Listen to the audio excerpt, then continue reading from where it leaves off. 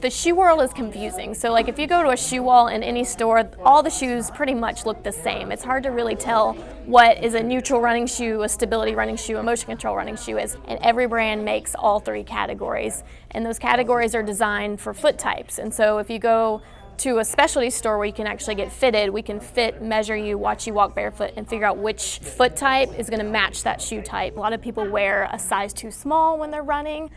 Some people wear their shoes too big. But the main difference with getting fitted for shoes is really for us to analyze whether you overpronate, underpronate, or just have that neutral foot strike. If you do have any of those things and you're in the wrong type of shoe, it could be what's leading to either shin pains, knee pains, hip pain, or anything like that. Shoes have changed a ton in the last few years. They've become lighter weight. They have more support in them, less support in them. There's been movements from motion control shoes to barefoot running and everything in between. So we've kind of gone through those movements and found a happier ground in between. Some shoes have heel to toe drops that are 4 millimeters all the way up to 12 millimeters. And we can kind of determine what shoe you need based on your activity at that millimeter level and then your fitness level too. But the lightweightness of shoes is probably the main difference, and the mesh overlays on their top of the shoes is probably going to be the biggest difference. All the technology has moved to lightweight materials, real breathable, real flexible, and really good at wicking moisture and sweat off your feet too. The inserts can play a huge role. So inserts help with shock absorption,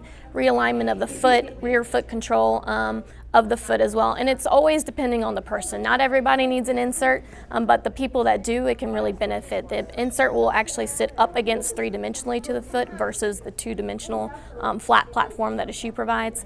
So an insert's gonna realign that foot, especially if you're flat-footed. A lot of times that arch is more flexible. And it generally results in more problems with the flexible arch. You can have anything from plantar fasciitis to heel pain to Achilles tendonitis, things like that. So inserts are going to structurally fit the foot more than a shoe specifically would. So we always like to ask what type of activity level you're going to be using the shoes for, whether you're somebody that works and just on your feet all day, or if you're going to be a marathon runner. It's going to change. So we ask that question to determine shoe size, because if you're going to be a marathon runner, your foot's going to be swelling more than it typically would. So we would maybe want to size up a little bit. You're also going to have a lot more impact on your feet, so a higher cushion shoe might benefit a marathon runner versus just a 5K or a beginning walking or 1 mile runner. The importance of being fitted is going to lead to more comfort while you're out running and preventing injury. So that's our goal. When you're coming into our store, we want to make sure that you're the most comfortable you can be, because we don't want people to end up in shoes and they're out there and they're trying to work out and do their first mile or their first 5K,